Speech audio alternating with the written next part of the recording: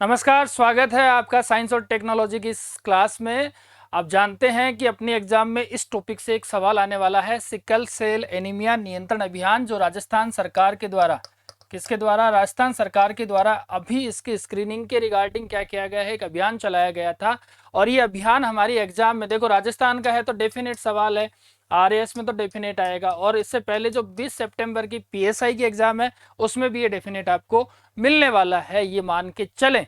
तो क्या है ये, क्यों इसका कंट्रोलिंग की जा रही है, क्या होता है, इसके लक्षण क्या, कारण क्या है, उपचार क्या है, इन सब चीजों का अपन क्या करते हैं इस क्लास में एनालाइज करते हैं। उससे पहले आप ध्यान रखें, अभी 80वां स्वतंत्रता दिवस मनाया जा रहा है, जिस पर आपको 71% की फ्लैट डिस्काउंट मिल रहा है प्रज्ञान आरएस एकेडमी के सभी जो भी कोर्सेज हैं उन पर। और उसके लिए आपको केवल और केवल कूपन कोड यूज करना है KKAD71।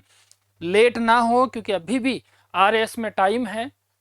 6 दिसंबर को जो एग्जाम है उस एग्जाम से पहले आप प्रज्ञान आरएस एकेडमी के साथ जुड़ें और अपनी सफलता को जरूर सुनिश्चित करें। और कंटेंट है वो अल्टीमेट मिलेगा आपको, ये आप कह रहे हैं कि आप पढ़ेंगे तो आपको लगेगा कि बहुत ही डीपली इसमें अध्ययन करवाया गया है। तो जरूर इस फायदे का, इस ऑफर का आप क्या उठाएं, फायदा उठाएं। आइए जानते हैं कि ये चर्चा में क्यों है। आप सबको पता है कि राजस्थान सरकार ने क्या किया है, सिकल सेल एनीमिया नियंत्रण हेतु एक बड़ा अभियान चालू किया है। तो सबसे पहले तो सवाल यहाँ से आता है कि कितने लाख लोगों से अधिक लोगों की स्क्रीनिंग की गई है।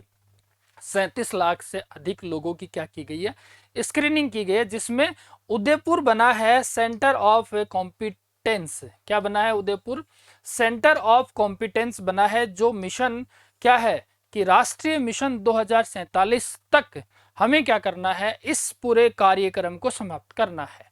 इसके लिए उदयपुर को ही चुना है। क्या है ये सिकल सेल एनीमिया? आप सब जानते हैं कि ये एक जेनेटिक है। क्या है? एक जेनेटिक ब्लड डिजीज है। सवाल यहीं से आ सकता है, सिकल सेल एनीमिया क्या है? एक वायरल है, एक जेनेटिक है, तो आनुवांशिक रक्त रोग है, जिसमें आरबीसी जो रेड ब्लड सेल्स है उसका आकार कैसा हो जाता है, हंसिया जैसा हो जाता है। ये देखो, ये आपकी आरबीसी है ना, इस आरबीसी का ऐसा आकार हो जाता है। और ऐसा आकार होने से आपके शरीर में ऐंठन चालू हो जाती है। क्या चालू हो जाती है? ऐंठन चालू हो जाती है। ऐंठन चालू कैसे होती है? क्योंकि ऑक्सीजन का जो वहन कैपेसिटी है वो कम हो जाती है, और जिसका परिणाम ये होता है कि एनीमिया हो जाता है, दर्द होता है और अंगों को नुकसान होता है। बहुत अधिक मात्रा में अगर ये हंसिया रोग हो जाता है तो आपकी मृत्यु भी हो सकती है।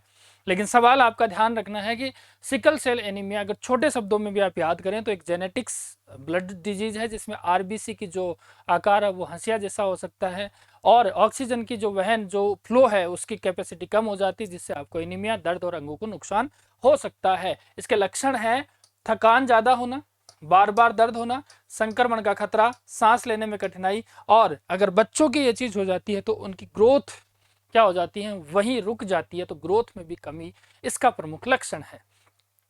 कारण क्या हो सकते हैं? कारण सबसे पहले तो आनुवांशिक। सब जानते हैं, एक माता है और एक पिता है, और उससे होने वाले बच्चे कैसे होंगे। अगर माता पिता में एक स्वस्थ भी हो सकता है, एक वाहक हो सकता है, एक वाहक हो सकता है। और इसमें ध्यान रखना है, वाहक जो होता है वो फीमेल होती है, ये आपको ध्यान रखना है। औरत ही इसका वाहक है, ये आपको ध्यान रखना है। और रोगग्रस्त कैसा बनेगा? तो आप क्या कहेंगे कि रोगग्रस्त इसमें से एक यानी कि 25%। कब? जब माता और पिता में से एक स्वस्थ हो रहा है, दो वाहक हो रही है, और एक क्या हो रहा है, रोगग्रस्त, जो सिकल सेल एनीमिया है। यानी कि माता पिता दोनों के जीन मिलने पर रोग वाहक की स्थिति में महत्वपूर्ण हो जाता है। और जो वाहक की स्थिति कहाँ बन रही है? दो, यानी कि 50% वाहक है और 25% इसका क्या माना जा रहा है, सिकल सेल एनीमिया का ग्रसित माना जा रहा है। 25% इसमें से क्या है, तो स्वस्थ है। अब इसके लिए जो राष्ट्रीय मिशन चलाया गया है, national sickle cell anaemia elimination mission है, जिसका लक्ष्य है कि 2047 तक इसका उन्मूलन करना, और जनजातीय क्षेत्रों पर विशेष ध्यान दिया गया है। यस, ये सवाल पूछा जा सकता है, सिकल सेल एनीमिया पर किस पर ध्यान दिया गया है? तो जनजातीय जो क्षेत्र हैं उन पर विशेष ध्यान दिया गया है, जिसमें स्क्रीनिंग और ट्रीटमेंट और अवेयरनेस, ये तीनों प्रोग्राम चलाए गए हैं। स्क्रीनिंग करो उनकी, उनका इलाज दो, और लोगों के अंदर क्या करो, जागरूकता कैसे आए, इस चीज पर विशेष फोकस किया गया है।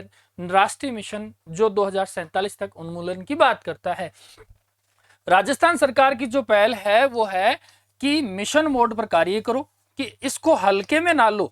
सबसे पहला सवाल तो यही है, हल्के में ना लो। स्क्रीनिंग से लेकर उपचार तक की व्यवस्था करो। कोई भी काम हो उसको इस पर्टिकुलर इस चीज से देखो कि कहाँ स्क्रीनिंग रुक रही है, उपचार हो, अवेयरनेस हो, और बार बार फॉलोअप लो, टीकाकरण करो और काउंसलिंग पर फोकस करो। हर व्यक्ति को बार बार काउंसलिंग, जैसे ये मैडम इधर काउंसलिंग दे रही है, इनको समझाओ कि ऐसे ऐसे चीजें हो रही हैं, क्योंकि जो जनजातीय क्षेत्र है उन जनजातीय क्षेत्रों में शिक्षा का अभाव है और उस शिक्षा के अभाव के कारण ये चीजें होंगी। तो लोगों को अवेयर करना सरकार का सबसे बड़ा फोकस है। अब ये मत सोचना कि इधर वाला एरिया, राजस्थान में बहुत से एरिया अभी भी क्या है, पिछड़े वर्ग में शामिल है और उनमें ये रोग ज्यादा होता है, अवेयरनेस उसमें होती नहीं है। और उसके बाद में स्क्रीनिंग अभियान जो डेटा है वो ये समझाता है कि 37.5 लाख लोगों का टारगेट था, जिसमें 37.02 लाख यानी कि 98.72% क्या हो गया, पूरा हो गया है। जिसमें से उदयपुर, इंपॉर्टेंट लिखना, उदयपुर में सबसे ज्यादा 11.12 लाख, बांसवाड़ा दूसरे नंबर पे, डूंगरपुर तीसरे नंबर पे। ये top most 3 districts of Rajasthan आपको क्या रखनी है, याद करनी है स्क्रीनिंग डेटा में। यहां से फैक्चुअल सवाल पूछा जा सकता है, ये आपको ध्यान रखना है। इसके अलावा प्रतापगढ़, सिरोही और बारां, पाली, चित्तौड़गढ़ और राजसमंद, यानी कि जो दक्षिण वाला एरिया है, उस दक्षिण वाले एरिया में राजस्थान में screening data sickle cell anaemia अभियान पर ज्यादा फोकस किया गया। इसीलिए उदयपुर को क्या किया है, यहाँ पर सबसे ज्यादा चुना गया है, क्योंकि उदयपुर डेटा के अंदर, स्क्रीनिंग डेटा के अंदर सबसे ज्यादा टॉप पर रहा है। अब उदयपुर सेंटर ऑफ एक्सीलेंस क्या है, तो ये इसका प्रमुख केंद्र बन गया, सिकल सेल एनीमिया का प्रमुख केंद्र बन गया है, जो भारत सरकार द्वारा मान्यता प्राप्त है, जिसमें सभी सेवाएं एक जगह मिलेगी। ये सबसे बड़ी इंपॉर्टेंट है। क्या क्या, नवजात की स्क्रीनिंग करना, निदान और उपचार करना, टीकाकरण करना, काउंसलिंग करना, और जरूरी पड़े तो फिजियोथेरेपी भी उसको करना पड़ेगा। सवाल आ सकता है कि उदयपुर सेंटर ऑफ एक्सीलेंस किसके द्वारा प्राप्त है? राजस्थान सरकार से मान्यता प्राप्त है, भारत सरकार से। तो आपको ध्यान क्या रखना है, भारत सरकार से मान्यता प्राप्त है। ओके, इसमें जो इंपैक्ट डेटा है, लाभार्थी का जो डेटा है, ओपीडी अगर देखा जाए तो 6160, आईपीडी मरीज, और जो वाहक है वो 3000 वाहक हैं। और नवजात व गर्भवती जांच में स्क्रीनिंग अगर की गई तो उसमें पता चला कि 32,000 नवजात जांच है, 600 पॉजिटिव है।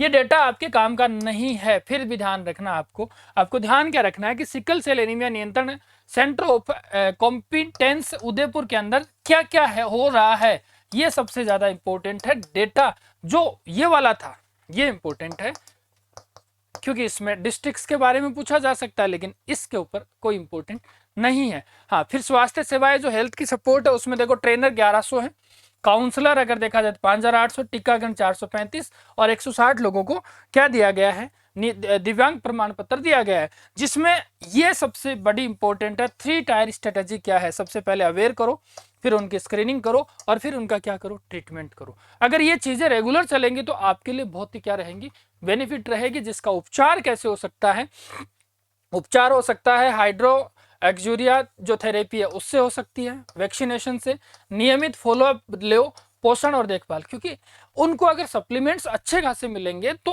हर चीज आपके लिए क्या मानी जाएगी, अच्छी।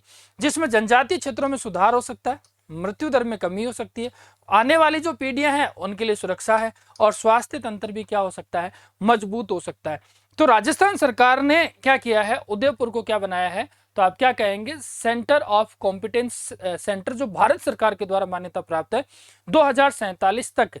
इससे क्या हो सकता है, हमें निजात पाना जरूरी है। और आपको ध्यान ये रखना है, क्या ध्यान रखना है कि कौन सा क्षेत्र, जनजातीय क्षेत्र। जनजातीय क्षेत्र के बाद में ये 3 डेटा आपके पास क्या होने चाहिए, जरूर होने चाहिए। छोटा सा टॉपिक था, और इस छोटे से टॉपिक से आपके पास एक सवाल डेफिनेट आपके एग्जाम में पूछा जा सकता है। लक्षण क्या है, सिकल सेल एनीमिया में आरबीसी कैसी हो जाती है, हसिया आकार की हो जाती है, ऑक्सीजन का फ्लो कम हो जाता है, एनीमिया हो जाता है, दर्द हो जाता है, और आंतों को नुकसान पहुंचता है। ये आप जरूर ध्यान रखें। और हाँ, इस टॉपिक से रिलेटेड क्वेश्चंस के लिए प्रज्ञान आर्यस अकेडमी के टेलीग्राम चैनल को अभी ज्वाइन कर लें, क्योंकि रात को 9 बजे और सुबह 6 बजे आपको 50-50 क्वेश्चंस का सेट मिल रहा है।